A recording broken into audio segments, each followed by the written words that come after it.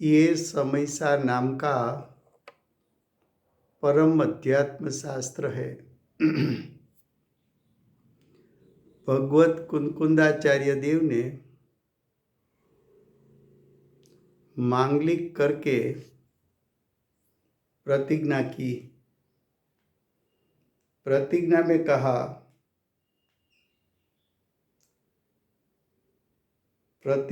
कहा,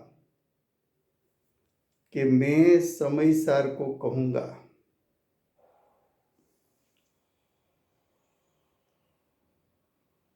तो आचार्य भगवंत समयसार का एक अर्थ किया कि आत्मा का त्रिकाल शुद्ध स्वभाव।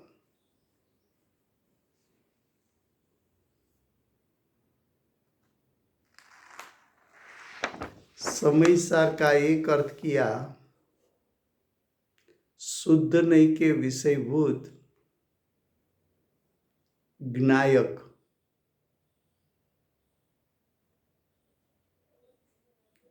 तो शुद्ध नहीं से देखा जाए तो आत्मा प्रमद भी नहीं है, अप्रमद भी नहीं है, यानी परिणाम से रहित है। ये बात छठी गाथा में बताई। अब ये बात बताने के बाद देखिए 7वीं गाथा का हेडिंग कि आपने अगली गाथा में ज्ञायक प्रमद भी नहीं है, अप्रमद भी नहीं है, ऐसा बताया। अब प्रश्न होता है कि दर्शन का अर्थ है दर्शन गुण, ज्ञान यानी ज्ञान गुण, चारित्र यानी चारित्र नाम का गुण,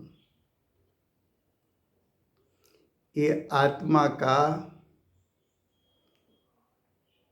धर्म कहने में आया है। धर्म का अर्थ है आत्मा का स्वभाव, आत्मा का असाधारण स्वभाव।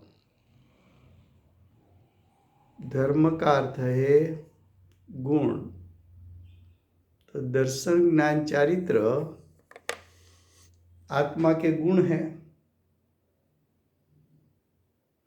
आत्मा के गुण हैं।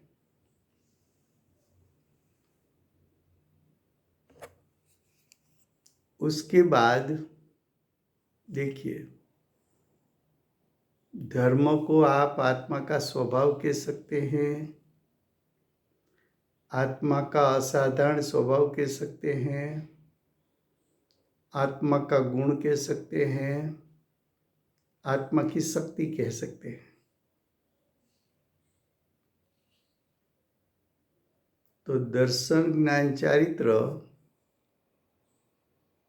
आत्मा का स्वभाव है, आत्मा का गुण है, आत्मा की शक्ति है, आत्मा का असाधारण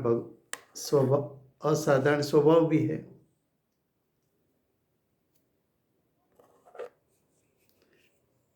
तो ये तो 3 भेद हुआ। दर्शन ज्ञान चारित्र वो तो 3 भेद हुआ।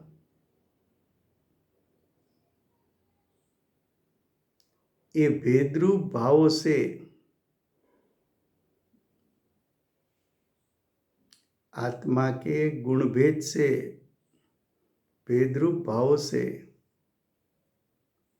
आत्मा को अशुद्धपना आता है। भेदरूप भावों से आत्मा को अशुद्धपना आता है। उसका अर्थ क्या?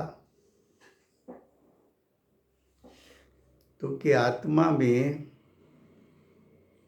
दर्शन ज्ञान चारित्र ऐसा भेद को लक्ष्य में लेंगे तो भेद का लक्ष्य करने से जीव को विकल्प उत्पन्न होता है, और विकल्प तो राग भाव है, अशुद्ध भाव है। फिर से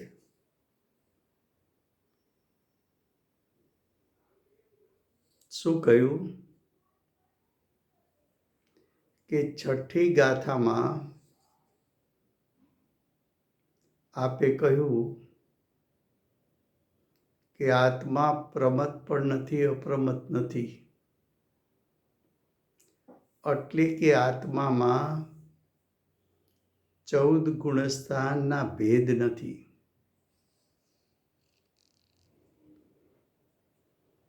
તો કે 14 ગુણસ્થાનના ભેદ તો છે, પ્રમત અપ્રમત ભેદ તો છે, પણ ભેદ શુદ્ધ નહીંનો વિષય નથી. ભેદનું લક્ષ કરતા નિર્વિકલ્પ દશા પ્રગટ થઈ શકતી નથી. ભેદનું લક્ષ કરતા જીવના પરિણામમાં અશુદ્ધપણું પ્રગટે છે. જીવને બે દ્રષ્ટિથી જોઈ શકાય, શુદ્ધ નહીંથી અને વ્યવહાર નહીંથી. શુદ્ધ નહીંનો વિષય તો અભેદ છે, અને શુદ્ધ નહીંના વિષયભૂત અભેદ જ્ઞાયક છે, તેનો આશ્રય લેતા પરિણામમાં શુદ્ધતા પ્રગટે છે. પરિણામમાં શુદ્ધતા પ્રગટે છે.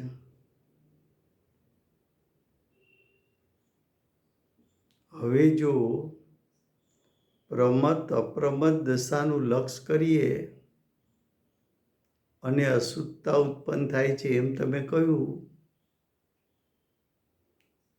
તો જેમ પર્યાયના ભેદનું લક્ષ્ય કરતા અશુદ્ધતા ઉત્પન્ન થાય છે, તો આત્મામાં ગુણભેદ પણ છે. હવે જો આત્મામાં ગુણભેદ હોય તો પ્રશ્ન થાય છે કે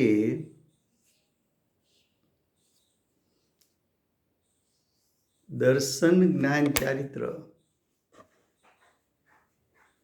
એને તો આત્માના સ્વભાવ કયા, આત્માનો ધર્મ કયો, આત્માનો અસાધારણ ભાવ કયો,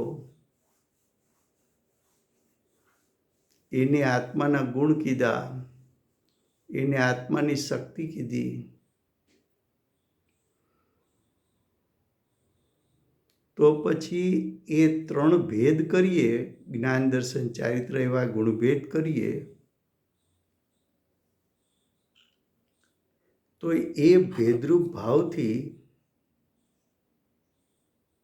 આત્માને અશુદ્ધપણું આવે કે ના આવે?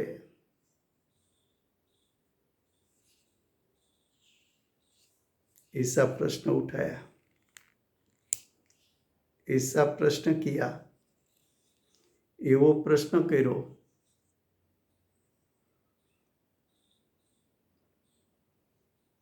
આપણે કહ્યું હતું કે વ્યવહાર નહીંનો વિષય ભેદ છે. ભેદ બે પ્રકારના છે, ગુણભેદ અને પર્યાય ભેદ.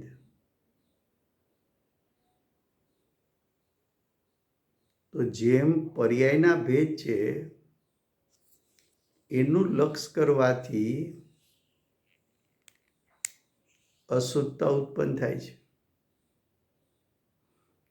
તો ગુણભેદનું લક્ષ્ય કરવાથી શું થાય?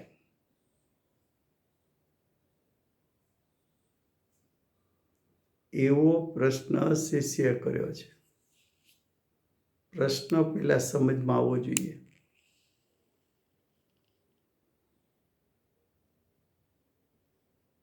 क्या कहा? कि व्यवहार नहीं का विषय भेद है। भेद दो प्रकार का, गुण भेद और पर्याय भेद। पर्याय में भेद किया प्रमत अप्रमत। प्रमत अप्रमत का विस्तार करो तो 14 गुणस्थान हुआ, तो 14 भेद हुआ। तो 14 भेद हुआ,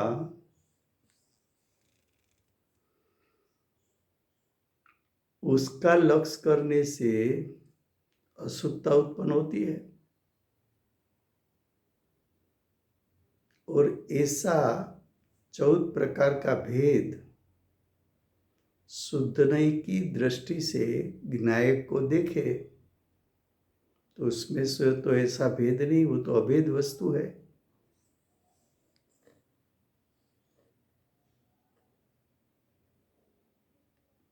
तो अब प्रश्न उठता है, प्रश्न उपस्थित होता है कि आत्मा में गुण भेद तो है, दर्शन ज्ञान चारित्र ऐसा भेद तो है, ऐसे तो अनंत गुण भेद है। तो पर्याय के भेद से अशुद्धता उत्पन्न होती है,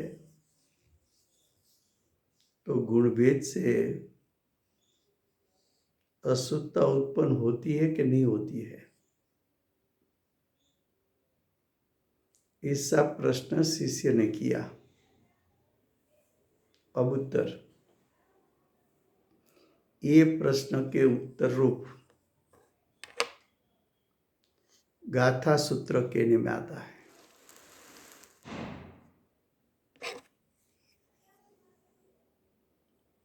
गाथा,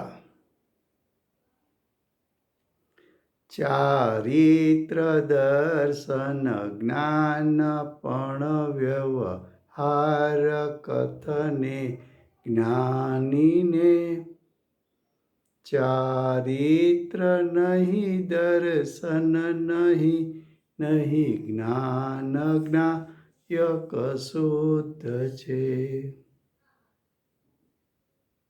શું કીધું? ગાથાર્થ, જ્ઞાની ને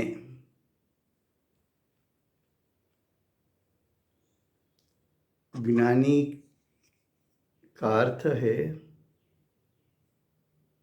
जिसने गुण भेद को गौण करके ज्ञायक स्वभाव को विषय बनाकर ज्ञायक को ग्रहण किया।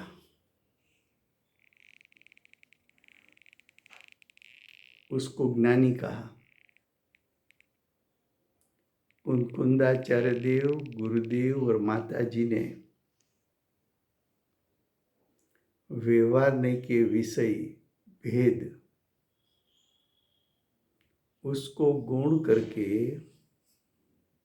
शुद्ध नहीं के विषयभूत अभेद ज्ञायक पर दृष्टि और उपयोग रखा। उससे परिणाम में शुद्धता प्रकट हुई।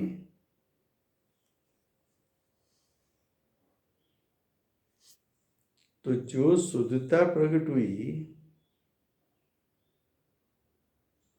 जो शुद्धता प्रकट हुई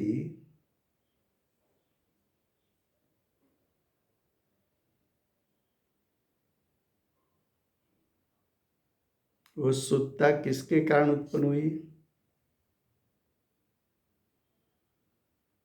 तो कि ये शुद्धता प्रकट हुई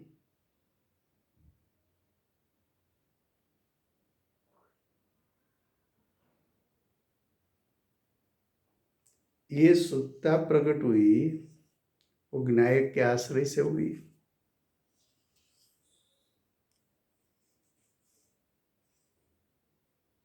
तो उसने वेदों को गौण कर दिया।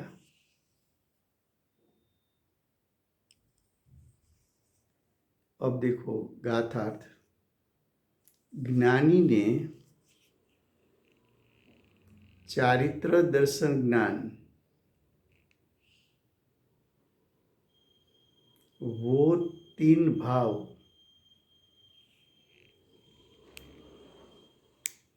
भाव का अर्थ है यहाँ भेद, भाव का अर्थ है गुण भेद, भाव का अर्थ है स्वभाव, लेकिन स्वभाव का भेद है ज्ञान दर्शन चारित्र, तीन स्वभाव। तो ये तीन भाव व्यवहार से का अर्थ है व्यवहार नहीं से, व्यवहार का अर्थ है भेद से, कहने में आता है। फिर से पूरा सेंटेंस पढ़ो।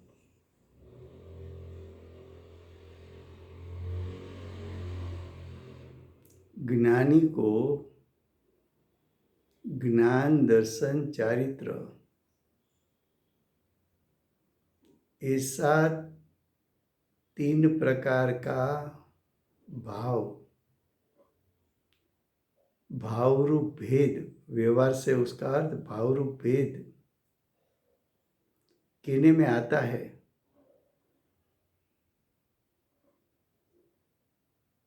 कहने में आता है नहीं, है कि नहीं है। तो कि शुद्ध नहीं से देखा जाए तो भेद नहीं है, व्यवहार नहीं से कहने में आए तो भेद है। लेकिन व्यवहार नहीं मुख्य है कि गुण है? तो कि व्यवहार नहीं तो गुण है। व्यवहार नहीं गुण है, उसका अर्थ क्या? तो कि व्यवहार नहीं के विषयभूत गुण भेद, उसको गौण कर, भेद को गौण करेगा तो तुझे अभेद दृष्टि में आएगा। और अभेद जो दृष्टि में आएगा वो शुद्धने का विषय है। शुद्धने का विषय उपाधि है, उसका आश्रय करने जैसा है। उसका आश्रय करने से पर्याय में आंशिक शुद्धता प्रकट होगी।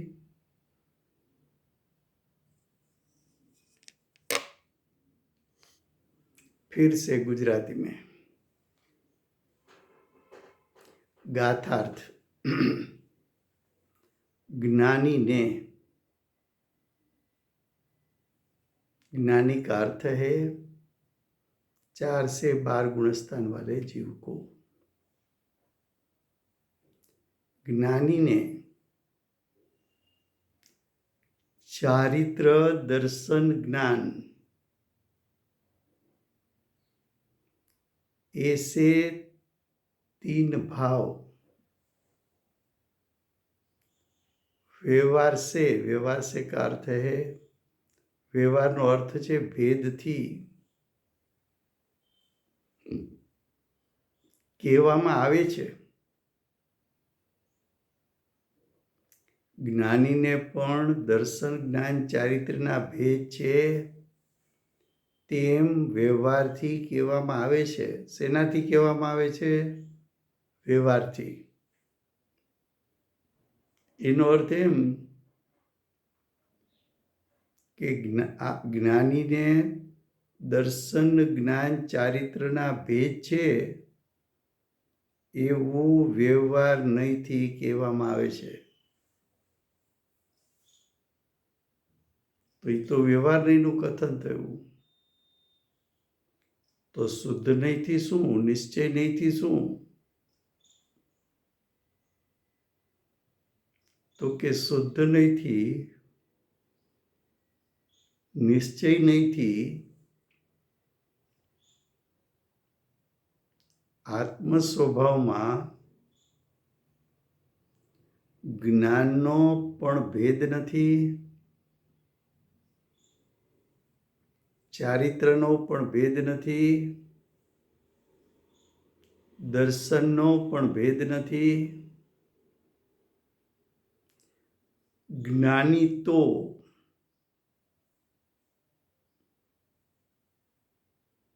એક શુદ્ધ જ્ઞાયક જ છે. એટલે કે જ્ઞાનીની દ્રષ્ટિ અને ઉપયોગ તો શુદ્ધ જ્ઞાયક ઉપર છે.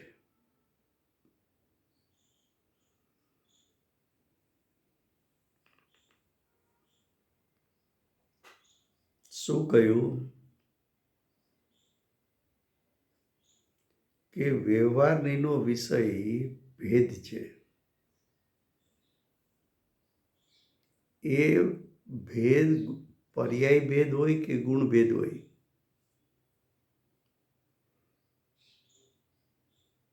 ભેદનું લક્ષ કરીશ તો અભેદનું લક્ષ નહીં થઈ શકે.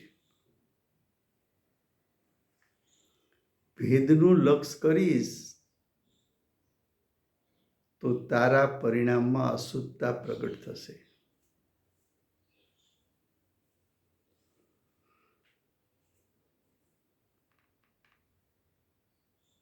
વ્યવહારનો વિષય તો ગુણ કહ્યો છે. વ્યવહારની તો ગૌણ કીધી છે. વ્યવહારને ગૌણ કહ્યું તેનો વિષય પણ ગૌણ કરવો જોઈએ. એનો વિષય ગૌણ કરે તો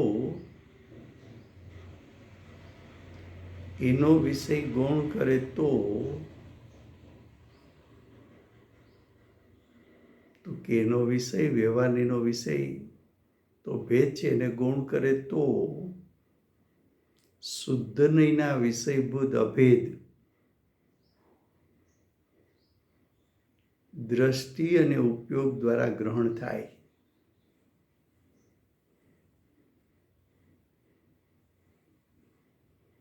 તો તું દર્શન જ્ઞાન ચારિત્રના ભેદને ગૌણ કરીને, ભેદોને ગૌણ કરીને, ગુણભેદને ગૌણ કરીને, લક્ષણને ગૌણ કરીને તું જ્ઞાયકને ગ્રહી લે.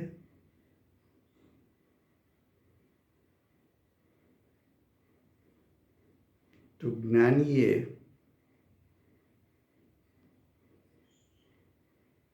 ગુણભેદ પર્યાય ભેદને ગૌણ કરીને શુદ્ધ જ્ઞાયકને ગ્રહણ કર્યો હોવાથી જ્ઞાની તો એક શુદ્ધ જ્ઞાયક જ છે. સમજાય છે? હવે ટીકા.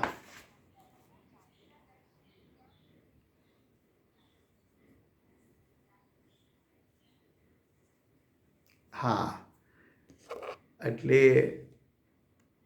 જેમ કવિઓને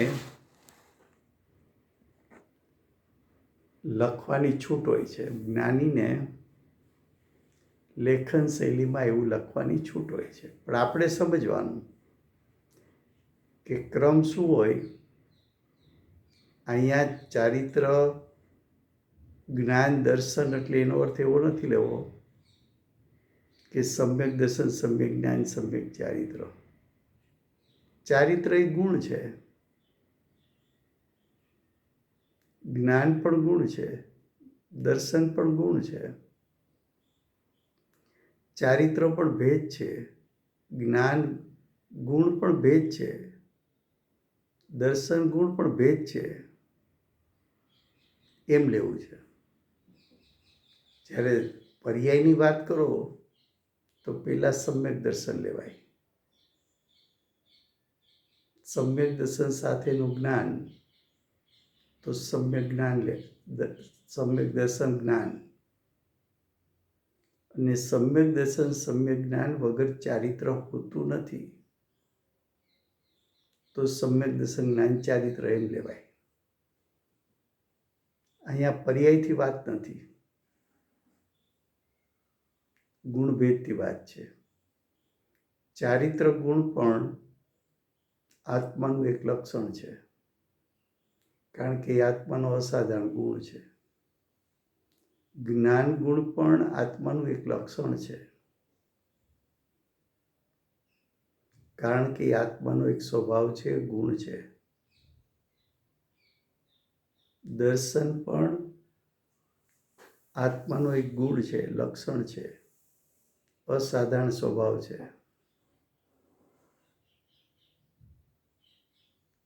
તો આત્મામાં એવા તો અનંત ગુણ છે. એના મુખ્ય 3 ગુણ લીધા. ખરેખર આત્માનો કોઈ પણ ગુણ હોય એ છે તો આત્માનું લક્ષણ, પણ કયા લક્ષણ દ્વારા તને આત્મા ગ્રહણ કરવો સહેલો પડે, અત્યારે તો એ પણ વાત નથી કરવી. અત્યારે તો માત્ર એમ કહેવું છે કે છઠ્ઠી ગાથામાં પર્યાયના ભેદ ઉપર દ્રષ્ટિ જાય તો અશુદ્ધપણું પ્રગટે. માટે તમે 14 ગુણસ્થાનના ભેદને ગૌણ કરાવ્યા. 14 ભેદ ન પાડો ને 2 ભેદ પાડો તો પ્રમત્ત અપ્રમત્ત અવસ્થાને ગૌણ કરાવી. તો એ પણ હતા તો પર્યાયના ભેદ. તો જેમ પર્યાયના ભેદ છે એમ ગુણના પણ ભેદ છે. તો હવે ગુણભેદ માટે તમે શું કહો છો? ગુણભેદ છે એનું લક્ષ થતા શું થાય? તો કે પર્યાય ભેદ હોય કે ગુણભેદ હોય, એનું લક્ષ કરતો અશુદ્ધપણું પ્રગટે. શું પ્રગટે? અશુદ્ધપણું. પર્યાય ભેદ હોય તો એ વ્યવહાર નહીંનો વિષય, ગુણભેદ હોય તો પણ વ્યવહાર નહીંનો વિષય. પર્યાય ભેદ વ્યવહાર નહીંનો વિષય છે એ પણ ગૌણ છે. ગુણભેદ પણ વ્યવહાર નહીંનો વિષય તો એ પણ ગૌણ છે.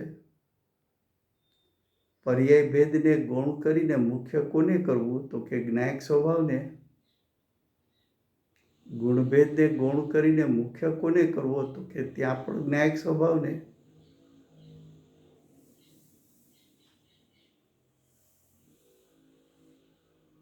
ખરેખર તો જ્ઞાયક અભેદ છે, એક રૂપ છે, એક રસ છે, અનંત ગુણોનું એકત્વ છે.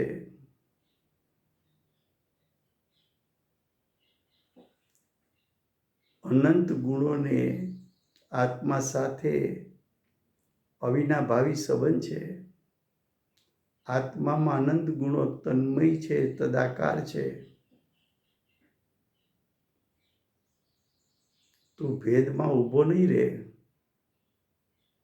ભેદ ઉપર દ્રષ્ટિ અને ઉપયોગ મૂકમાં. કેમ? ભેદનું લક્ષ થતા પરિણામમાં અશુદ્ધતા પ્રગટશે. તારું પ્રયોજન અશુદ્ધતા પ્રગટ કરવાનું છે કે શુદ્ધતા પ્રગટ કરવાનું છે? તો કે મારે શુદ્ધતા પ્રગટ કરવી છે. તો શુદ્ધતા પ્રગટ કરવાની વિધિને રીત શું છે?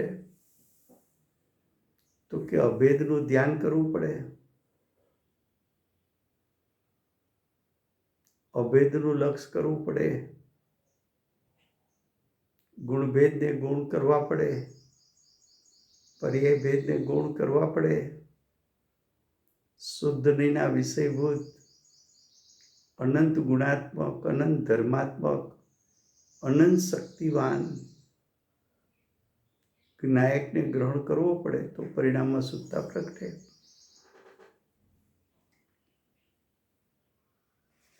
હવે ટીકા. અબ ટીકા. ये ज्ञायक आत्मा को बंध पर्याय के निमित्त से अशुद्धपना तो दूर रहो। क्या कहा कि कर्म का उदय आया, जीव उसमें जुड़ गया, जीव की दशा में विभाव हुआ और विभाव का निमित्त पाकर नया कर्म का बंध हुआ। तो कर्म के उदय में जुड़ने से जीव के परिणाम में अशुद्धपना आता है और जीव भाव बंध खड़ा करे तो भी अशुद्धता, द्रव्य कर्म को बंध को प्राप्त होवे तो पण अशुद्धता। ये बात तो यहाँ नहीं लेना है। कर्म के उदय में जुड़ने से बंद होता है, वो बात तो सही है, लेकिन ये बात तो थोड़ी दूर की बात है, अंतर वाली बात है। लेकिन तेरे ही परिणाम हो, चाहे शुद्ध हो कि अशुद्ध हो, ऐसे तेरे परिणाम शुद्ध या अशुद्ध है, उसका लक्ष्य करने से भी अशुद्धता उत्पन्न होती है।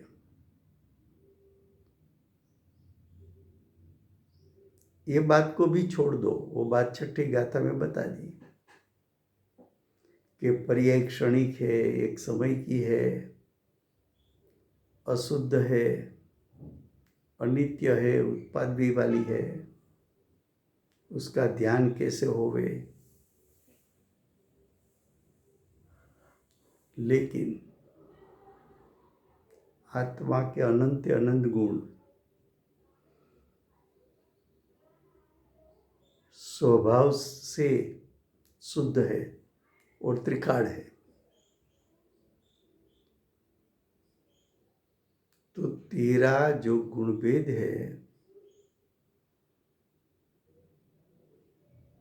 वो त्रिकाल भी है, शुद्ध भी है, लेकिन शुद्ध है वो बात सही है, त्रिकाल है वो बात भी सही है, लेकिन गुण भेद भेद है। भेद व्यवहार का विषय है। जो भेद है उसका लक्ष्य करने से परिणाम में अशुद्धता उत्पन्न होती है। न्याय से तू सोच ले कि भेद का ध्यान करना चाहिए कि अभेद का ध्यान करना चाहिए, धर्म का ध्यान करना चाहिए कि धर्मी का ध्यान करना चाहिए, शक्ति का ध्यान करना चाहिए कि शक्तिवान का ध्यान करना चाहिए, गुण का ध्यान करना चाहिए कि द्रव्य स्वभाव का ध्यान करना चाहिए, व्यवहार नहीं के विषयभूत उसका ध्यान करना चाहिए कि शुद्ध नहीं का विषय है उसका ध्यान करना चाहिए, भाव का ध्यान करना चाहिए कि भाववान का ध्यान करना चाहिए।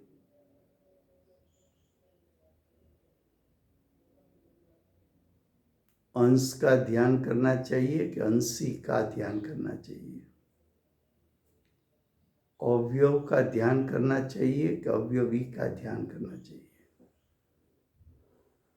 शक्ति का ध्यान करना चाहिए कि शक्तिवान का ध्यान करना चाहिए,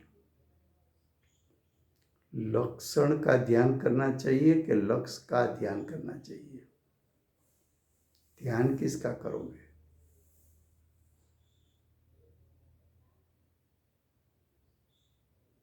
तो धर्म का ध्यान नहीं होता, धर्म के भेदों का ध्यान नहीं होता, गुण भेद का ध्यान नहीं होता, अंशों के भेद का ध्यान नहीं होता, धर्म के भेद का ध्यान नहीं होता, लक्षण भेद का ध्यान नहीं होता, अवयव के भेदों का ध्यान नहीं होता, अंश रूप भेदों का ध्यान नहीं होता, भाव का ध्यान नहीं होता, शक्ति का ध्यान नहीं होता। ध्यान तो होता है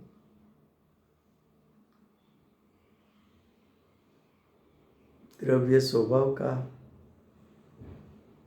ध्यान होता है अभेद का, ध्यान होता है धर्मी का, ध्यान होता है शक्तिवान का, ध्यान होता है भाववान का, ध्यान होता है अंशी का, ध्यान होता है अवयवी का, ध्यान होता है लक्ष्य का।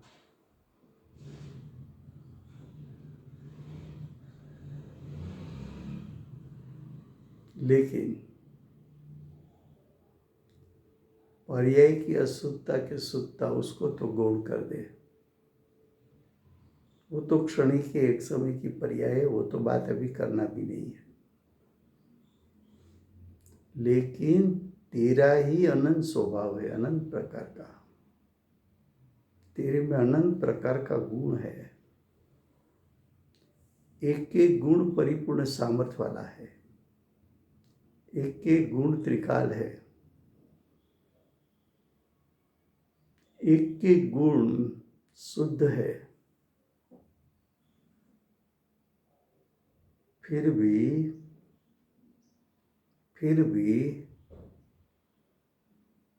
गुण गुण है यानी भेद है।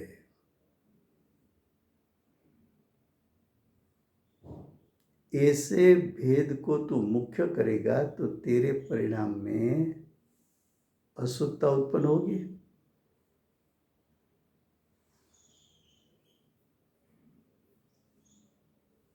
देखो आगे जाके यही शास्त्र में कहेंगे कि ज्ञान गुण आत्मा का लक्षण है। यही शास्त्र में कहेंगे कि ज्ञान गुण लक्षण है और ज्ञायक लक्ष्य है। लक्षण के द्वारा लक्ष्य को ग्रहण कर लो। ऐसा क्यों कहा? तो कि एक एक गुण जो ज्ञायक अभेद है उसका भेद है।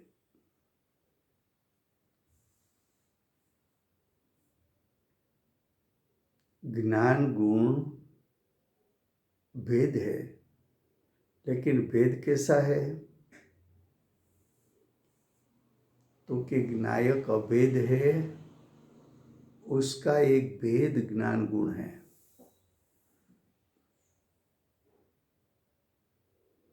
ज्ञान गुण को लक्षण कहा, ज्ञायक को लक्ष्य कहा। लक्ष्य तक पहुंचना है तो लक्षण के द्वारा लक्ष्य के पास तू जा सकते हो,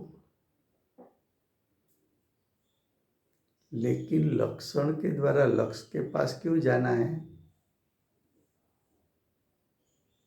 तो कि लक्षण लक्ष्य का एक भेद है। लक्षण लक्ष्य में अभेद है, तो वही लक्षण तुझे अभेद तक ले जाएगा।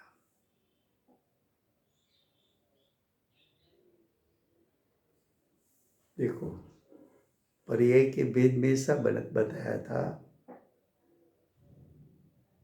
कि 7 तत्व में छुपा हुआ ज्ञायक है। जैसा तो 7 तत्व को गौण करेगा तो उसमें छुपा हुआ ज्ञायक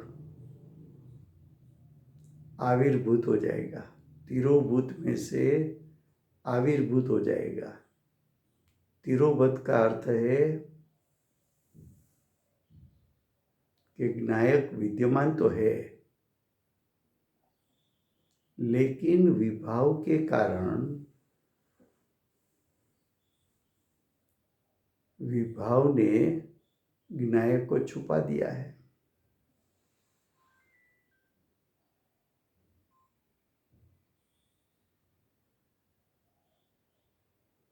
क्या कहा कि विभाव ने ज्ञायक को छुपा लिया है, तो विभाव को गौण करेगा तो उसमें छुपा हुआ ज्ञायक विद्यमान हो जाएगा, यानी दृष्टि में आ जाएगा, यानी अनुभव में आ जाएगा। तो जो तिरोभूत था वो आविर्भूत हो गया। आविर्भूत हो गया उसका अर्थ दृष्टि और उपयोग की पकड़ में आ गया। ज्ञान ने उसको जान लिया, दृष्टि ने उसका आश्रय ले लिया, दृष्टि ने ज्ञायक को प्रतीत कर लिया, ज्ञान ने ज्ञायक को जान लिया। ख्याल में आता है? तो जैसा पर्याय में छुपा था,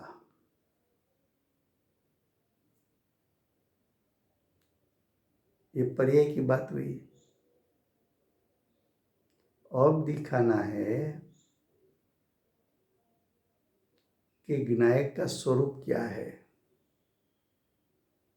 तो कि ज्ञायक तो अनंत गुणों का एकत्व है।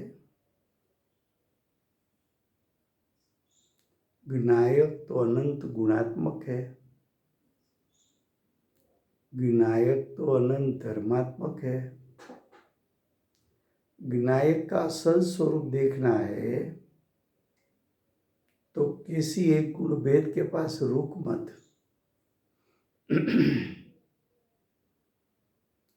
गुण भेद को गौण कर तो अनंत गुणात्मक ज्ञायक दृष्टि में आएगा और उपयोग उसको जान लेगा। अनंत धर्मात्मक ज्ञायक धर्म के भेद में रुक मत, तो अनंत धर्मात्मक ज्ञायक दृष्टि में आ जाएगा और ज्ञान उपयोग उसको जान लेगा।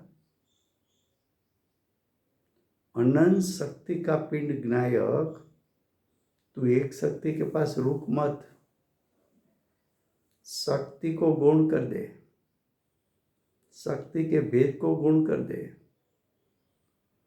जो अनंत शक्ति का पिंड ऐसा ज्ञायक है, अनंत शक्ति जिसमें अभेद है, ऐसी अनंत शक्ति का अभेदपना उस पर दृष्टि रख और उपयोग के द्वारा उसको जान ले। आता है समझ में? बात तो न्याय से है। फिर से गुजराती में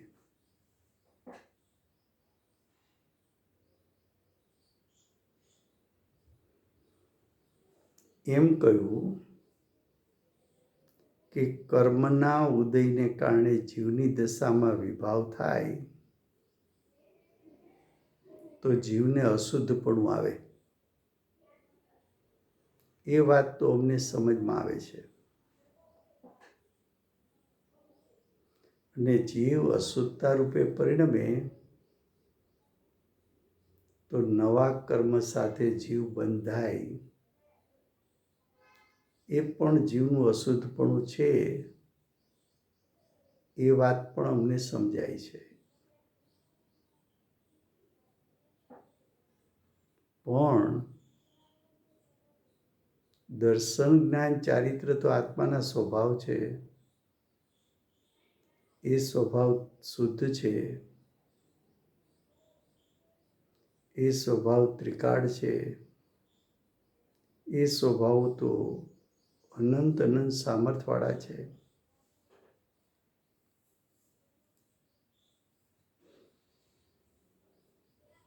આગલી ગાથામાં તમે એમ કહ્યું કે પર્યાયના ભેદ પાડ તો અશુદ્ધપણું આવે છે.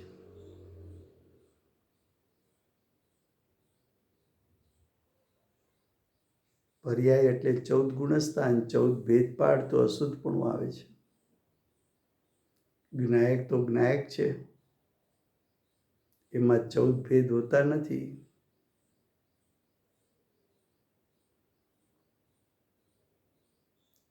માંથી 2 ભેદ કર તો પ્રમત અપ્રમત, પણ એ પણ ભેદ છે પર્યાયના. પર્યાયના ભેદનું લક્ષ કરવા જા તો અશુદ્ધતા ઉત્પન્ન થાય છે.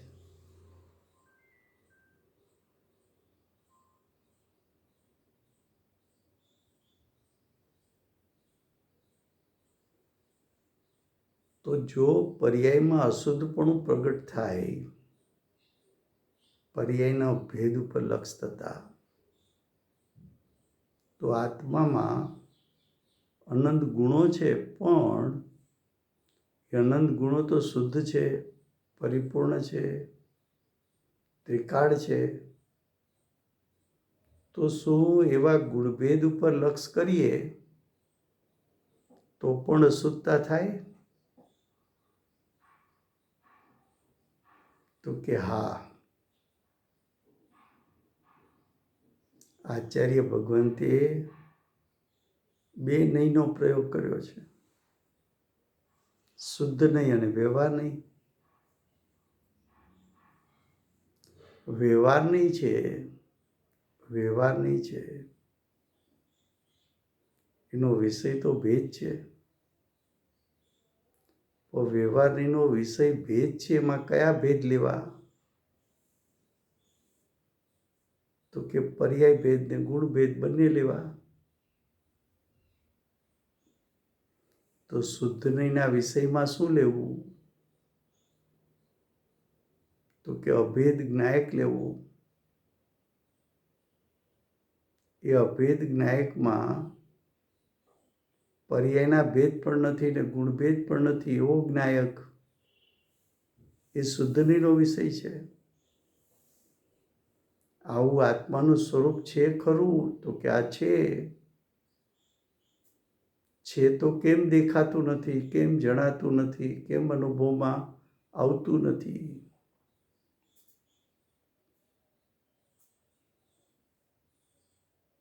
તો કે તું ભેદમાં રોકાય છે,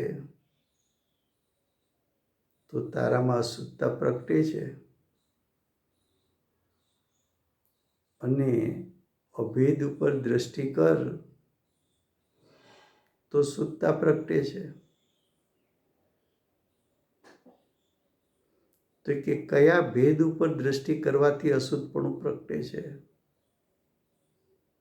તો કે ભેદ કોઈ પણ હોય, ગુણભેદ હોય કે પર્યાય ભેદ હોય, એનું લક્ષ કરતા અશુદ્ધપણું પ્રગટશે.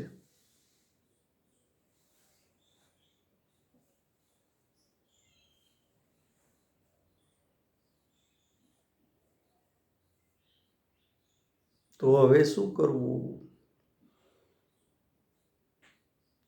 તો કે ગુણભેદને પણ ગૌણ કર પર્યાયના ભેદની જેમ. તો કે ગુણભેદનું ધ્યાન શા માટે ન કરવું નહીં? તો કે ભેદનું ધ્યાન ન હોય. ગુણભેદ અનંત પ્રકારના, તો ભેદનું ધ્યાન હોય કે અભેદનું ધ્યાન હોય? ધર્મનું ધ્યાન હોય કે ધર્મીનું ધ્યાન હોય? ગુણનું ધ્યાન હોય કે દ્રવ્ય સ્વભાવનું ધ્યાન હોય? અંશનું ધ્યાન હોય કે અંશીનું ધ્યાન હોય? અવયવનું ધ્યાન હોય કે અવયવીનું ધ્યાન હોય, ભાવનું ધ્યાન હોય કે ભાવવાનનું ધ્યાન હોય, શક્તિનું ધ્યાન હોય કે શક્તિવાનનું ધ્યાન હોય,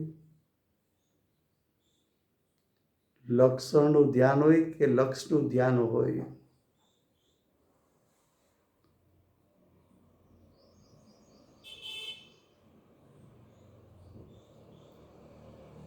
ગુણભેદ છે વ્યવહારનીનો વિષય છે.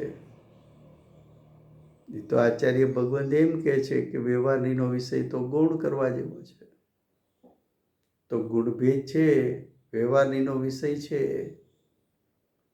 એને તું ગૌણ કર તો એ જે ભેદ છે એ તો અભેદનો ભેદ છે. એ જે અંશ છે એ તો અંશીનો અંશ છે. એ અવયવ છે એ તો અવયવીનો અવયવ છે. એ લક્ષણ છે તો લક્ષનો ભેદ છે. એ ધર્મ છે એ તો ધર્મીનો ભેદ છે. એ શક્તિ છે એ તો શક્તિવાનનો ભેદ છે.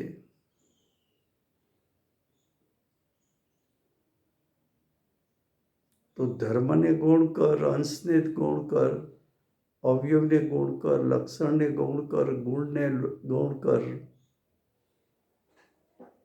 ભાવને ગૌણ કર, ભેદોને ગૌણ કર.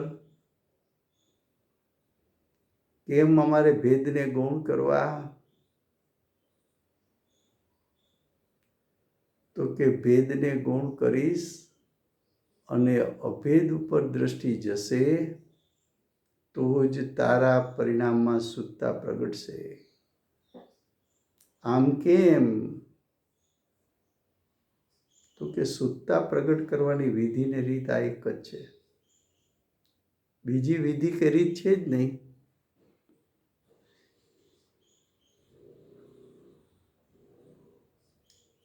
જ્યાં જ્યાં સમયસારના કોઈ પણ અધિકાર કે કોઈ પણ ગાથા હોય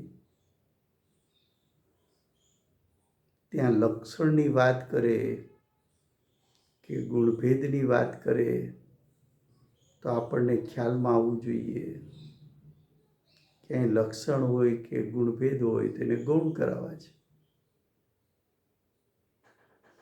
એને ગૌણ કરીને જ્ઞાયક સુધી લઈ જવા છે. પર્યાયની વાત કરે તો પર્યાયને ગૌણ કરાવવાની છે. પર્યાયને ગૌણ કરીને જ્ઞાયકને ગ્રહી લેવાનો છે. देखिए फिर से टीका.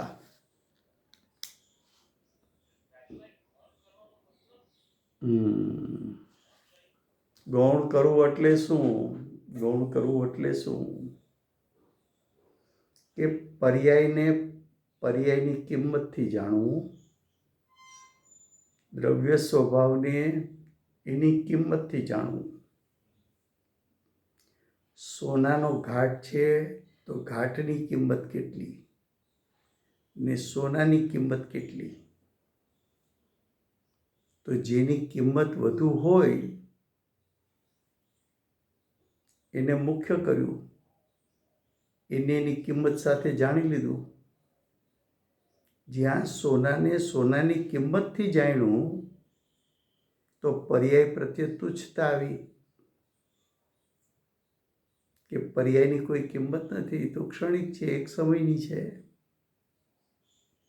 દ્રવ્ય સ્વભાવ તો ત્રિકાળ છે, પરિપૂર્ણ છે, શક્તિના સામર્થ્યવાળો છે. તો જેની કિંમત વધુ લાગશે ત્યાં રુચિ જશે, ત્યાં રુચિ જશે તો ગુણભેદ છૂટી જશે, પર્યાય ભેદ છૂટી જશે. તો દ્રવ્ય સ્વભાવની કિંમત કરવી એને મુખ્ય કરવું કેવું છે. અને ભેદોની કિંમત નથી એટલે એને તો ઇગ્નોર કર, એને ગૌણ કેવું છે.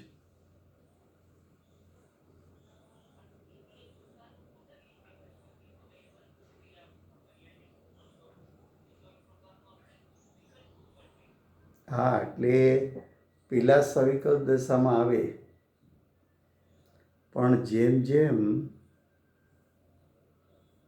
પર્યાયને ગૌણ કરું છું એવા શબ્દ બોલવાના નથી. ગૌણ કરું છું એવા શબ્દ પાસે રોકાવાનું નથી. પણ માનો કે આપણે અત્યારે અજ્ઞાન દશા છે, માન્ય નહીં પણ છે જ આપણી અજ્ઞાન દશા.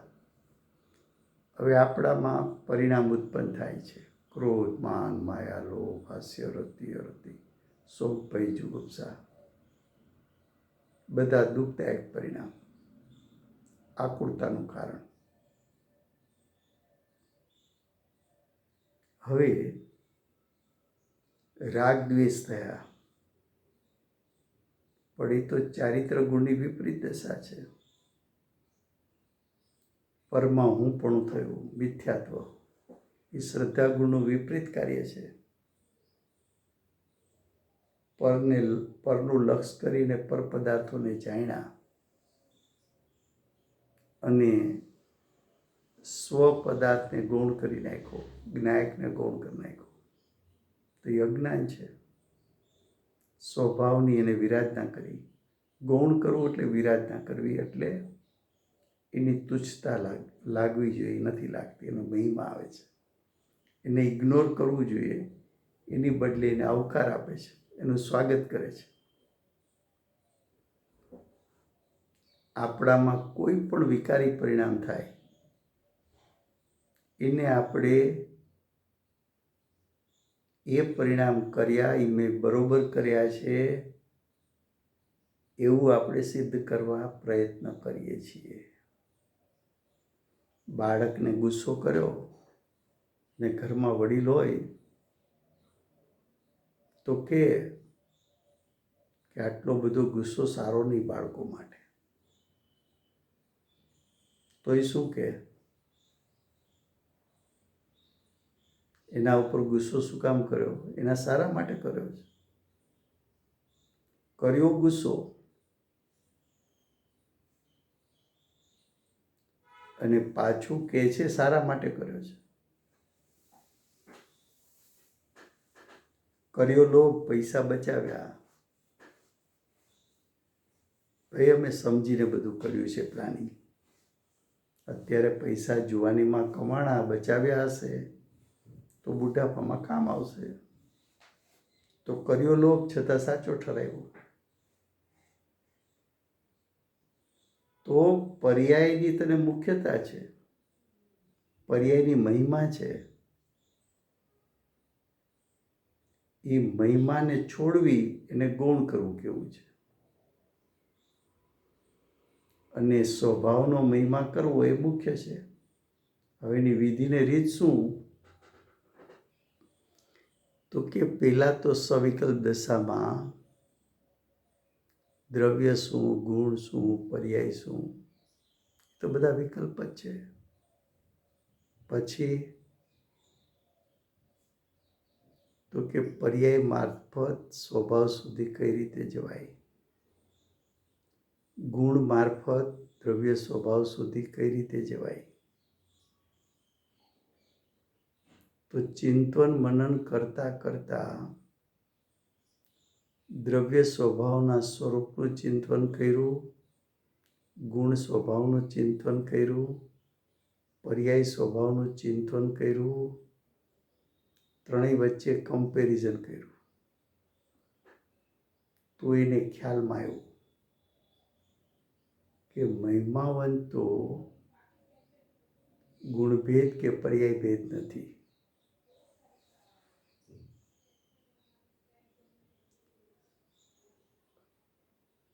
મહિમાવંત તો જ્ઞાયક સ્વભાવ છે. હવે જ્ઞાયક સ્વભાવનો મહિમા કરવા માટે એનું ચિંતન કર્યું. એ ચિંતન કરતા કરતા કરતા એના ચિંતનના જોરમાં, ચિંતનના લક્ષમાં વિશ્વના પદાર્થો પ્રત્યે ઉદાસીનતા આવી. ચિંતનના જોરમાં 5 ઇન્દ્રિયના વિષયો ગુણ થવા માંડ્યા. ચિંતનના જોરમાં શરીરનું લક્ષ છૂટવા માંડ્યું. ચિંતનના જોરમાં કર્મના ઉદયો, એ કર્મના ઉદયનું જોર તૂટવા માંડ્યું. કારણ કે સ્વભાવનું ચિંતન કરે છે એ જે વિશુદ્ધ પરિણામ ઉત્પન્ન થાય છે એને કારણે સત્તામાં પડેલા કર્મ એની શક્તિ અણાતી જાય છે.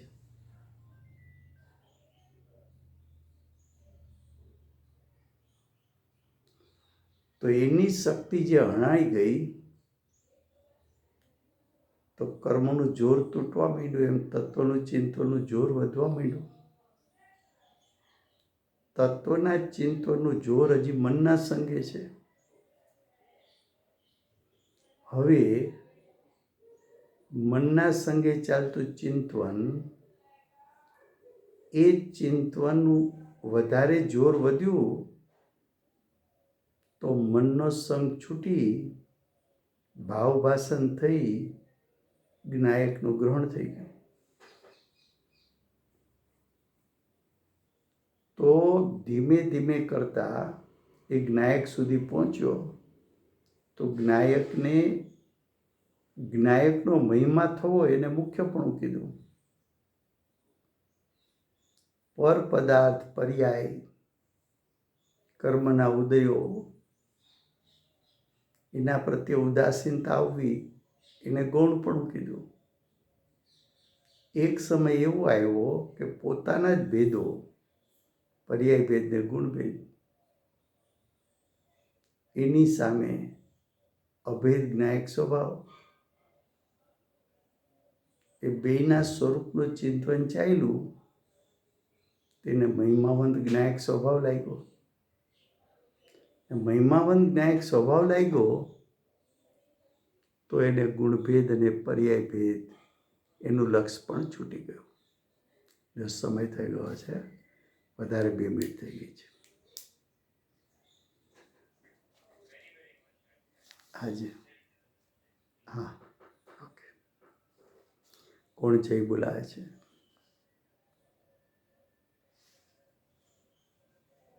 હા,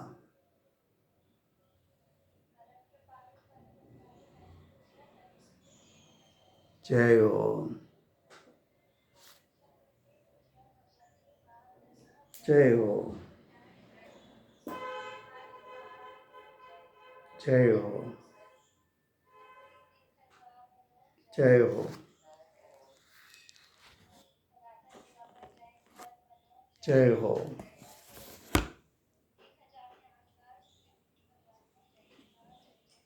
જય જયકાર.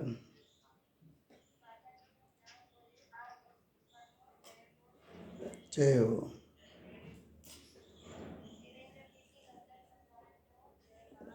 જય ઓમ.